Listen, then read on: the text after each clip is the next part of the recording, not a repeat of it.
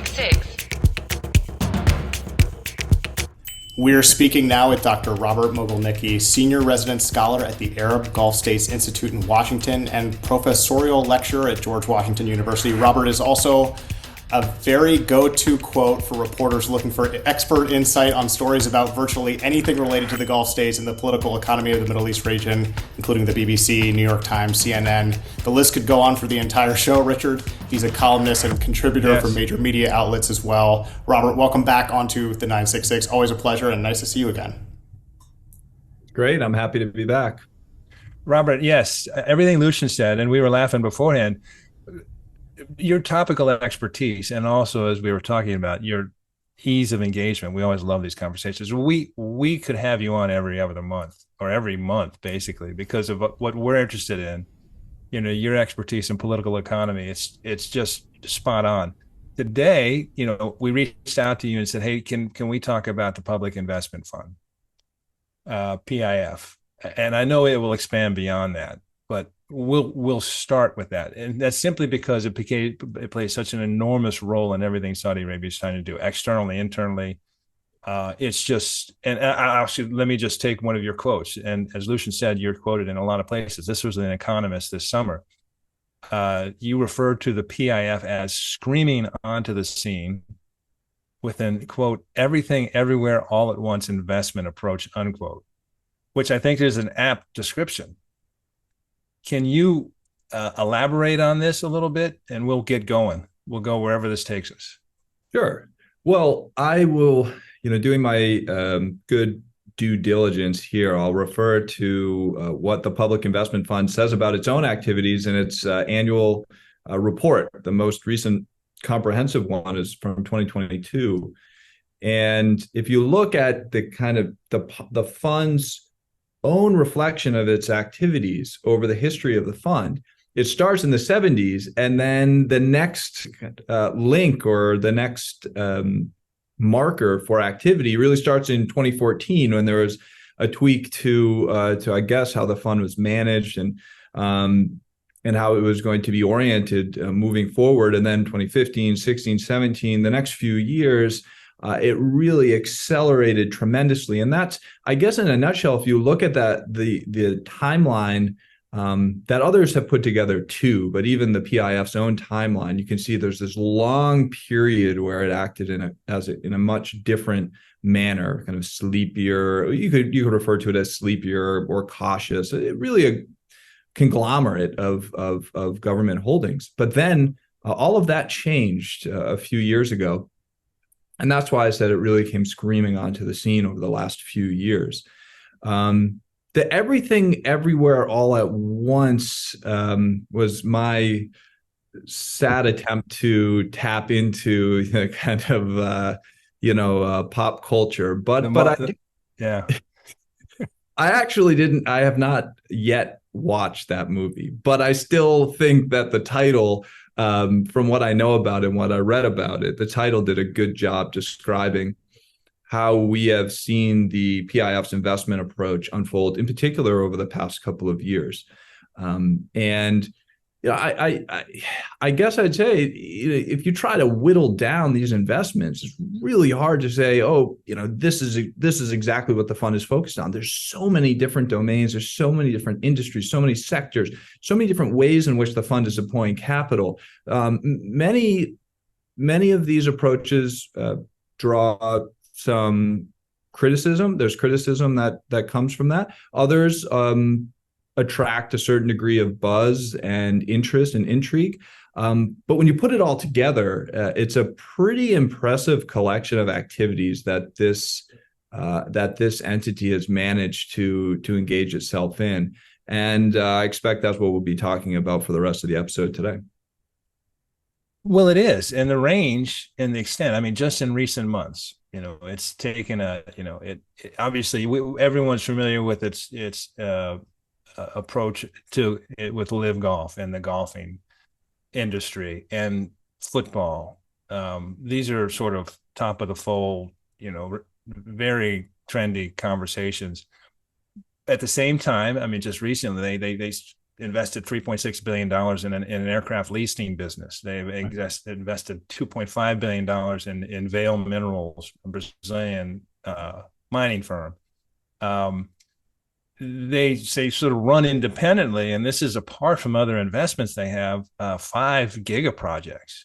I mean, that are, PIF, including NEOM and Roshan and Daraya and Qiddiya and the Red Sea development. All these things these are specifically PIF giga investments, and of course they're throughout the economy in many, many ways. They've took a $1.3 billion total investment in 4 Saudi-based contracting firms to help boost that sector. But it is interesting, as you said, traditionally, up until 2015, it was sort of operated as a traditional sovereign wealth fund. And now it's revamped its style. Is there any, in your experiences, are there measurables? Are there comparables? Are there other SWFs that are doing the same sort of thing across so many different areas of interest? It's hard to pinpoint a comparable fund in terms of, if you're looking for the same size, the same heft, moving its capital weight, so to speak, around in the exact same way. But if I had to put my finger on the closest example in the region, I'd actually look at ADQ in the UAE. Really, I like to think about the PIS activities as in somewhat encapsulating what a number of different funds in Abu Dhabi can do. Because Abu Dhabi has a number of different sovereign wealth funds at its disposal. You've got ADIA, you have Mubadala, which are a little bit more, I guess you could say, follow a more traditional investment approach. Some of the larger fund, ADIA, is a bit more cautious in the way that it deploys capital. Mubadala has a slightly different approach. But ADQ, being the smaller of the 3, so not having as much weight as the other 2 funds in Abu Dhabi or as the PIF, nevertheless deploys capital in a way that there are a lot of similarities with the PIF. A lot of the investment activity is oriented toward the domestic economy, toward the UAE's domestic economy, and that's similar to many of the trends that we see in the PIF. A lot of that has to do with the initial genesis of these funds, just like the PIF. I understand that ADQ also really began as a more or less a government holdings company, a conglomerate. That's when you started hearing about ADQ. That's in its earlier forms. That's really the way it was described. Now we're starting to hear about it more in the terms of a fund and a sovereign wealth fund. There's a number of different variations. Even the notion of a sovereign wealth fund these days is starting to be questioned. And a lot of people are starting to say, well, how do we define the sovereign wealth fund? Because these funds like PIF, ADQ, they're not acting in the way that traditional sovereign wealth funds, your Kuwait investment authorities, for example, traditionally have behaved. And how do we define funds that do have more an increasingly domestic focus?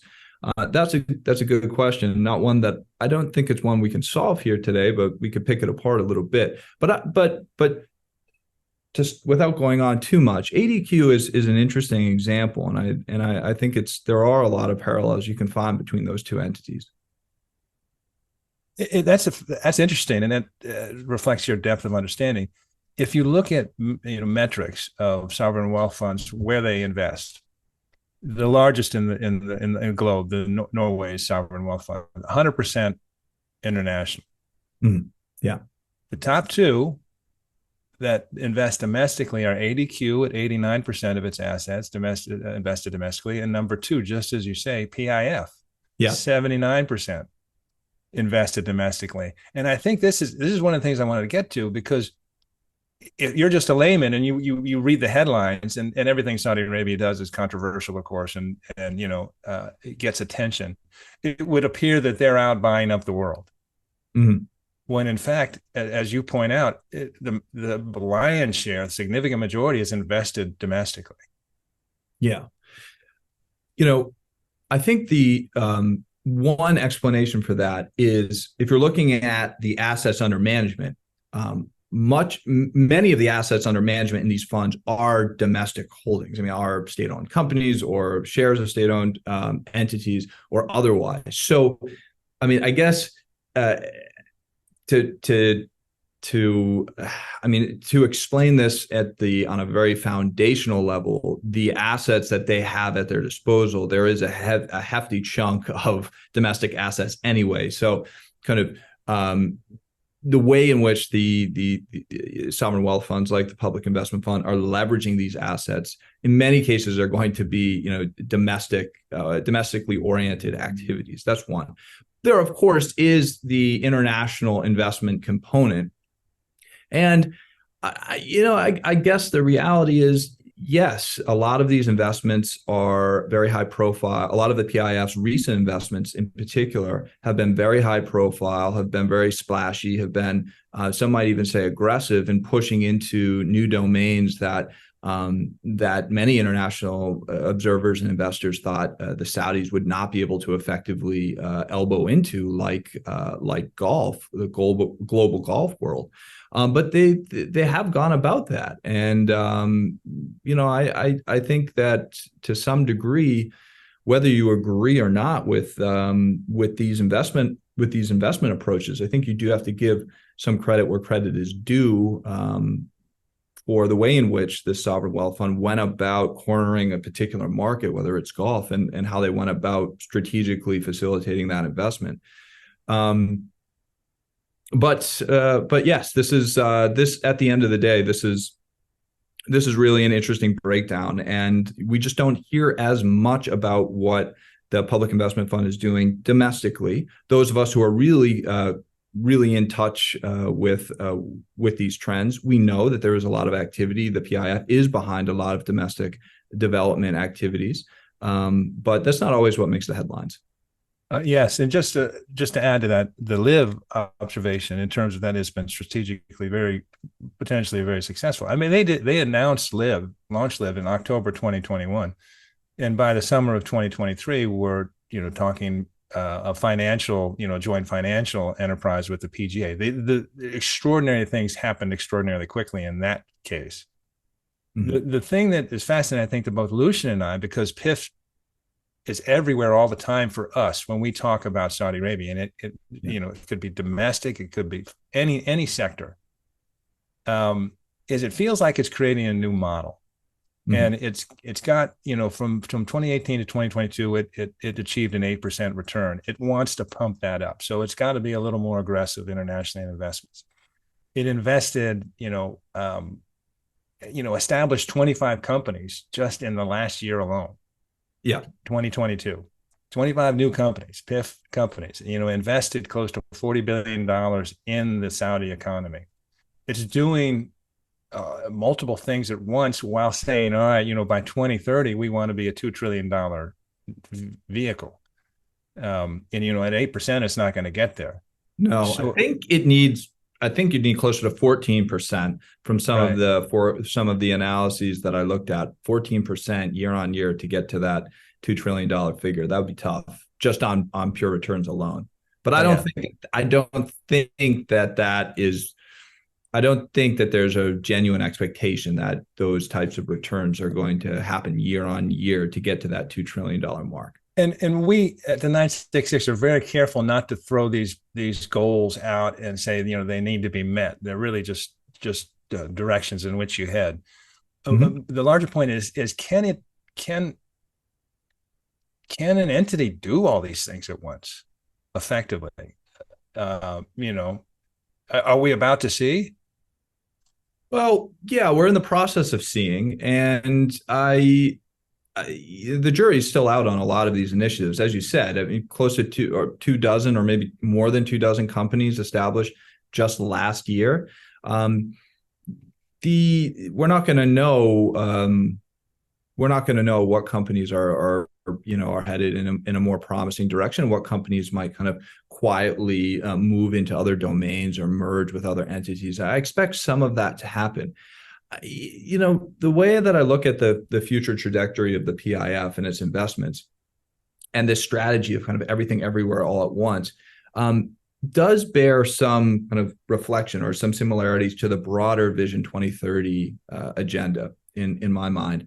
And my best guess is that the strategy here is not to accomplish everything. That the goal, there's a genuine, there's a recognition that everything cannot be done and every target cannot be met. But if we are ambitious enough and we're moving fast enough in a number of different directions, so that if a couple of those avenues pan out as well or better than expected, the end result, the net result, is going to be a very positive one. And if you're placing so many chips in so many different on so many different tables, I think some of those bets are going to pay out, and then it will also, the success in those domains will perhaps obscure or make up for some of the expected areas where progress, where the targets have not been met and progress has been more limited than hoped. I think that's the strategy there is, aim quite far ahead and hope that where you end up is that you're pretty happy with and satisfied. I think that's a critical, and we'll turn to your question, Lucian. I just think, and just for our listeners, but whomever is looking at Saudi Arabia, I think that's a critical point you make, Robert, because Vision 20 PIF is the key instrument of Vision 2030. Yes. Obviously, I think Mohammed bin Salman is a key instrument of Vision 2030 ultimately, but what PIF does is way beyond investment numbers or rates of return or this sort of thing. In my mind, PIF is sort of the lead champion of which sectors are going to be prioritized, and they've prioritized 13 sectors. So one is strategy. Two is they are the watchdog. They're like sort of the gatekeeper, the metrics. This is how so it's an urgency thing. We want you to move along quickly, and we want you to meet these metrics. So we have the strategy, and these are the key performance indicators you have to hit. And then third, I believe, and it's been our experience in talking with guests that are in various sectors, they bring along a best practices expectation. They sort of up the game for every sector and saying, this is how we're going to do it, and this is how it's going to be done to international standards. So you get strategy, you get tracking and metrics, and also means urgency, push along, and then you have best practices. So none of these things really have anything to do with returns or anything, but it has everything to do with how business takes place in Saudi Arabia. Yeah, I would agree. If you look at the 2022 annual report, 2022 was a tough year for investors, especially sovereign wealth funds. A lot of sovereign wealth funds, lost money in 2022, as did the PIF. But if you look at the way that the PIF officials are talking about this, talking about the year, they're looking at all of the other activities that happened, the companies that they created, the initiatives that they pushed forward. It's a very positive, upbeat note. And I don't just think that comes down to kind of marketing and trying to display trying to create a kind of inaccurate picture. So spin on the year. It's what you said, Richard. It's that the calculations, the underlying calculations behind this fund are not just return on investment. That's an important part of it. But actually, if you're looking at the assets under management and in the investment capital that the fund has at its disposal, the PIF is very clear that returns on investments is only one of about four. There's capital injections from the government, there's asset transfers from the government, and I guess loans and other kind of debt instruments. And in that respect, even if the returns on investment were not great in 2022, Saudi Arabia had a phenomenal year in 2022, at least the government.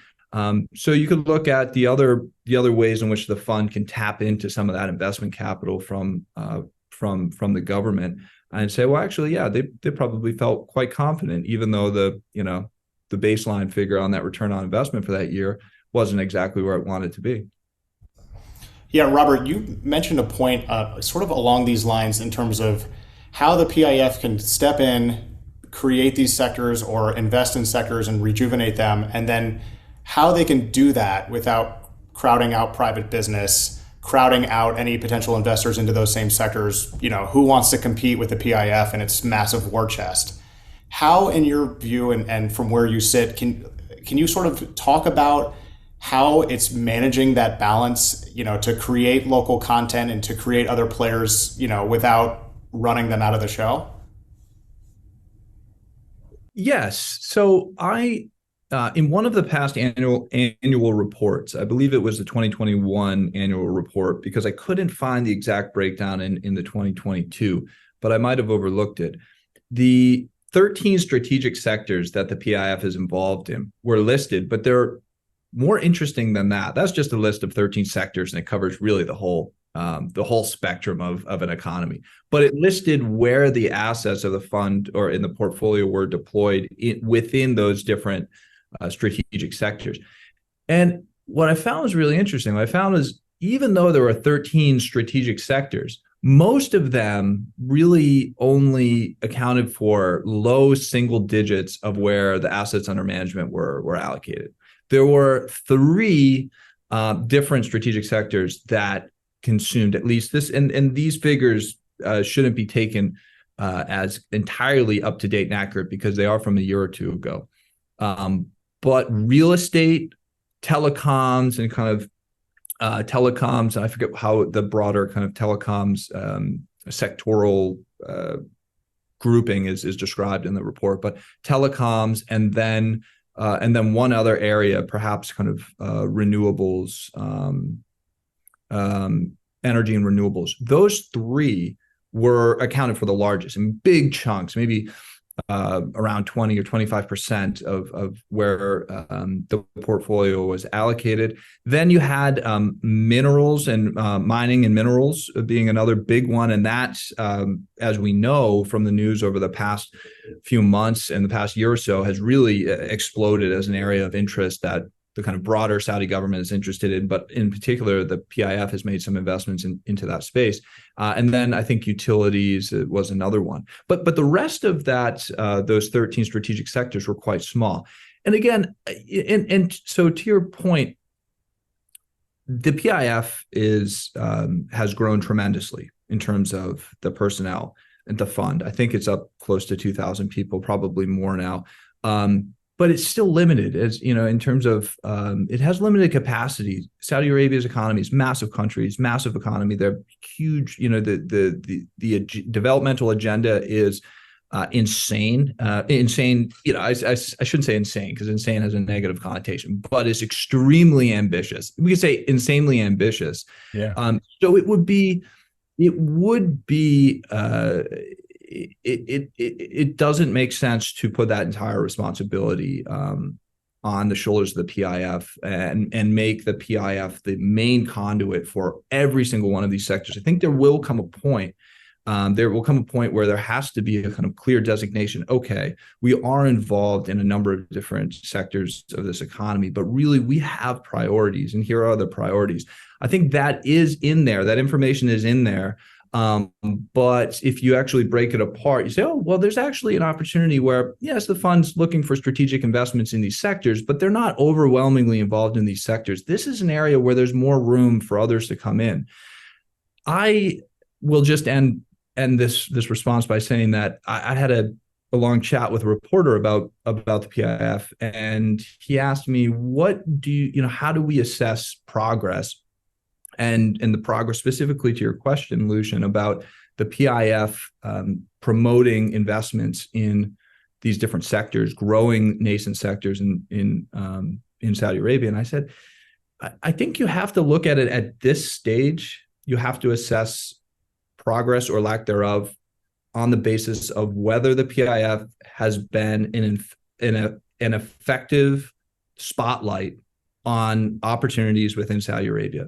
And then kind of as a second course of action, the degree to which the PIF has facilitated investments in whether those are local investments, regional or international investments into those opportunities. Of course, you can look at the international investments that PIF is engaged in, but really, for me, the big marker of success thus far has been the PIF's ability to highlight those opportunities within the kingdom. I don't think that marker of success, or that mode of assessment, will continue to be effective, say 5 years down the line when we get to 2030. But right now, I'd say I'd feel pretty confident saying that's how I would assess whether the PIF has been effective or not up to date. Would it be fair to say, Robert, that the ultimate judgment on PIF's domestic investment involvement is not necessarily how they enter? And we've seen PIF; they often are loss leaders. They look at a sector and they say, "We're going to spend money where others are not," simply to jumpstart the sector.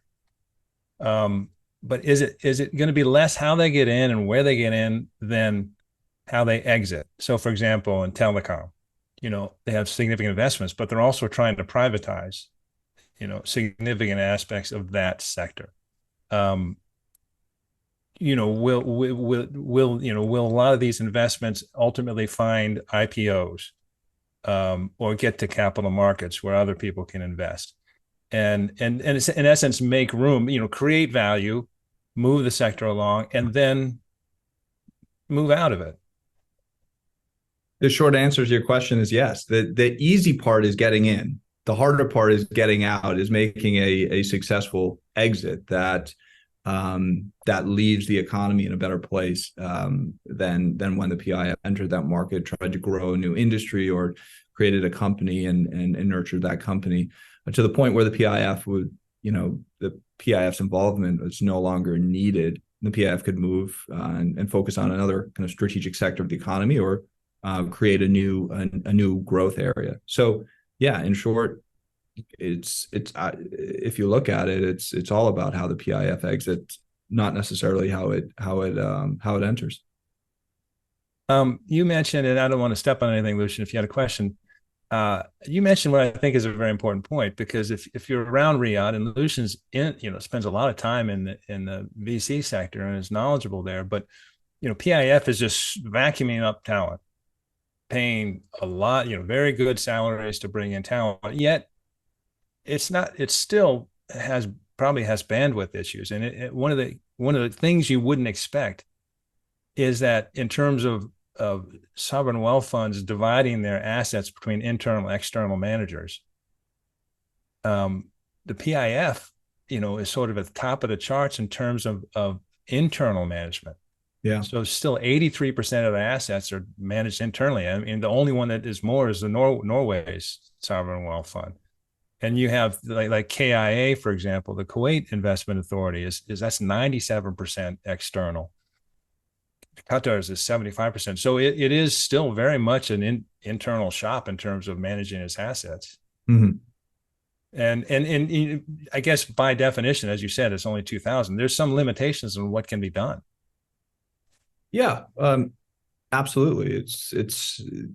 There have been concerns. I mean, there are a lot of concerns associated with the sovereign wealth fund that has grown in essentially in size, but also the prominence of the sovereign wealth fund. It's kind of the sprawl, the institutional sprawl throughout the economy. You hear any number of criticisms about taking the talent. The private sector can't find. You want private sector companies to grow, but if the best, some of the best and sharpest minds who would otherwise be moving to relatively high skilled, well-paying private sector jobs are finding even better opportunities within the sovereign wealth fund. Why wouldn't they opt to take those opportunities? Casting too large a shadow over the private sector. All of these concerns are there. I think many of them are warranted. This is just part of the growing pains for a country and some of its most important government-related entities to sort out. And I would say it's a good. I mean, in some respects, it's a good problem to have, but it's definitely one that needs to be sorted out, because if you're trying to, there's a lot of work to be done. And the public investment fund is not the right tool for every job, even if it does have an impressive track record, even if it does generate interest from investors who really should be going to talk to other outfits in Saudi Arabia. There are plenty of other ministries, Ministry of Investment. There are plenty of other funds that might in other government entities that might be much more effective conduits for a particular investor. We do see a lot of international investors saying, I'd like to speak to the PIF. Do you have a direct line to the PIF? These types of things. The PIF isn't necessarily the best tool or the only tool for every job. And one of the things I think we'll start to see is kind of a clearer division of labor within Saudi Arabia and a more effective kind of messaging campaign for different entities to also reach out and try to be more effective conduits in areas where the PIF might not be able or willing to expend some of that bandwidth. Yeah, and you can kind of see that in the creation of other funds that have either happened in the last few years or are happening now. There was one of CAUS that Richard and I discussed a few weeks ago. Right. The SIDF and some of these like Munshaat and some of these like funds that are, a little bit more efficient at doing exactly what they do, whereas what we just talked about, the PIF sort of has this 13 sector mandate, which is actually bigger than that. It kind of leads into my next question.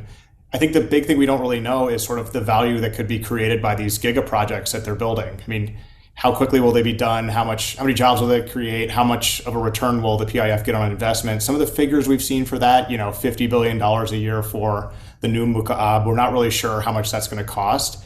Can you talk a little bit about like the giga projects and their role in the total PIF portfolio and just I guess talk a little bit about like how you see that rolling out over the next 7 years as we go to Vision 2030?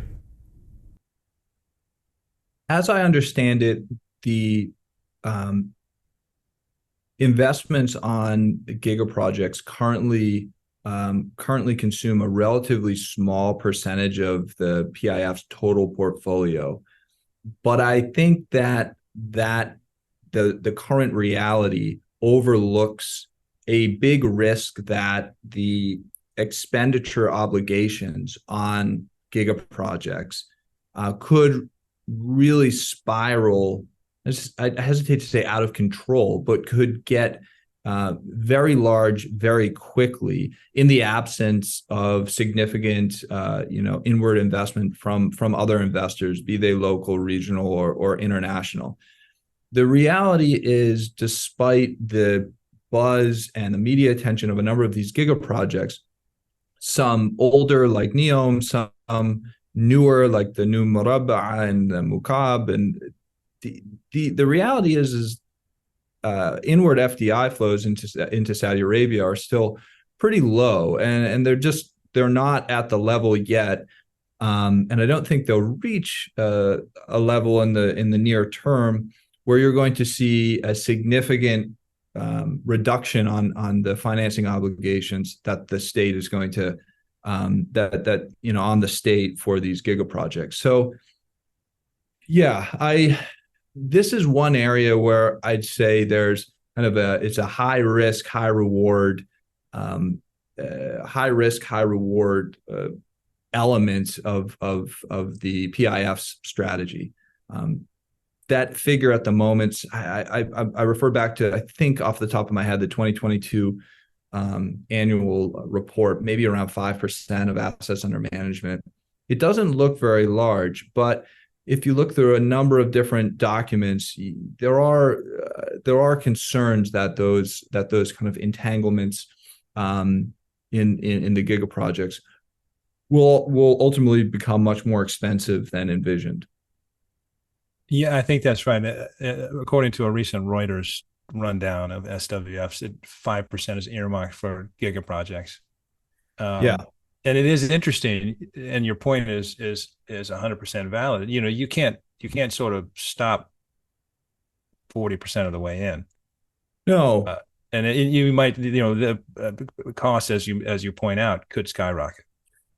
Well, yeah, I think that just the reality is, at least over the near and medium term, the government's going to be on the hook. They understand that, and they understand that their government involvement, state financing is going to be required to push to get these really what were concepts. Many of them now have moved into implementation and construction stage, and then the early the early phases of development.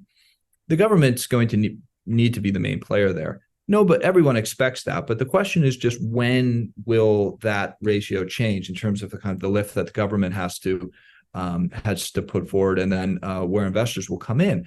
The other question is, when it comes to assets under management, there's a big focus on these giga projects as being really important components of the total kind of assets under management for these funds. But yeah, I also struggle to see, what the strategy there is as well, in terms of, okay, even if there's a share offering for one of these giga projects, if you can convince one or two different investors to come in, maybe you'll get on paper a valuation of a particular giga project, whether it's Neom, whether it's Red Sea Global, or any other giga project in the PIF's portfolio. But if you're talking about a relatively small share offering with not a lot of international demand, maybe one or two different investors, will that really make a big difference beyond just the kind of paper valuation of these projects? I think, I don't think so. So a lot of the scenarios that you read about, where you say, oh, okay, getting to the $2 trillion figure will involve a share offering for one of these giga projects, and will, boost the valuation, which is very low to begin with, or was $1. That is what the PIF paid the government for some of the real estate for these projects. But I think that the trained observers and the kind of the investors who are looking at those types of processes will say, well, that's not really kind of genuine wealth creation. So I guess it's more of a challenge that much more on that front has to be done. I think the reality is there's a bigger spotlight on Saudi Arabia right now. The international investment community knows what's going on there, knows what the government has in the works. So they've really going to be, the pressure is going to be on to actually do something very impressive there. And to bring foreign investors in a way that is genuine, not necessarily attract one investor for a small share offering and say, oh, actually, well, this project is worth X amount. I don't think that's going to cut it. We know the PIF has been ramping up operations abroad in terms of setting up offices. They're doing one in the U.S., and I don't have the name in front of me, but it's not the PIF. It's like Invest USA or something like that. But do you know the status of that? I mean, it was about 8 months ago that was announced. They started hiring some investment bankers and other investment people. Are they adding more and more people every day? Are they using that office more to make investments into the U.S. or to examine investments in the U.S. now? I don't know the answer to that. I'd like to meet some of these folks. I know that the offices, I mean, if you look at, I always like to see where the international offices are located for different funds. It does give you an idea of the orientation, where the focus is of these funds. And I think for the PIF, unless they've created a new one recently, you do have US, London, Riyadh, obviously, and then Hong Kong. Or Singapore. I wasn't sure. Hong Kong, it's either Hong Kong or Singapore. Yeah, I might be willing to venture a bet on Hong Kong, but I'd go with yours. Either way, yeah, I mean, that's still you still see in the investment in the big investments that are announced, you still do see a strong focus on Western countries in Europe, the UK, but also the US. So I would expect that, yeah, the fund, whether if it's labeled a PIF office or some slightly different incarnation thereof, to have a heavy presence in the US, in New York, and potentially on the West Coast as well. Yeah, USSA International was the name of the fund. Just perfectly forgettable by design, of course. Yeah. Well, for better or for worse, there have also been a number of the kind of controversies associated with the kind of broader political system in Saudi Arabia have also been kind of placed on the PIF. So there may be some incentives there to create a slightly different structure, or a different entity for slightly different entity, subsidiary company for the U.S. market, just to kind of cut through some of that, criticism or noise, so to speak. And it's accompanied by increased Saudi investment in U.S. startups. I mean, last year, I think there were 22 investments from Saudi entities, which was a significant leap from the previous year. So they're certainly looking to invest over here and have a presence and a profile. They always have traditionally, but I'm talking about these the vehicles we're talking about today. Absolutely. And that's why some of the reporting that has suggested that countries like Saudi Arabia are kind of turning away from the U.S. And moving into, aggressively into markets like, Chinese markets, for example. If you look at actually the investment entities that are leading the charge, as you said, Richard, early on, and I agree with that, Vision 2030 in large part is being driven by the Public Investment Fund. This is a absolutely critical government instrument for Saudi Arabia, and it's very interested in U.S. assets. And I think that interest will continue, especially, as you said, startups and technology firms, both big and small. America has, the American economy and a lot of the companies that are here. There's a good, promising story to tell. Everything I'm reading about China at the moment, I see red flags. I mean, there's a lot of concern about the Chinese economy. There's a lot of concern about foreign investment in China, and I would be astounded if the PIF officials were overlooking all of the news coming out of China and China's economy at the moment. So I don't pay too much attention to that kind of broader narrative that Saudi Arabia and or important entities like the PIF are turning away from the U.S. You just don't see, when you look at the investments they're making, the focus, the types of high net worth individuals that they want to attract, and the investors they want to attract to the country. That all, in many respects, that makes me double down and look at the U.S. and other European countries even more than we did before. So. Dr. Robert Mogielnicki, Senior Resident Scholar at the Arab Gulf States Institute in Washington. Just thinking about this, Richard, we could have had a conversation on 50 different topics and filled the whole hour with absolutely no problem, and he knows the PIF just as well as all of those things. So very impressive, Robert. Thank you so much for your time. We really appreciate it, as always. Thank you for inviting me back.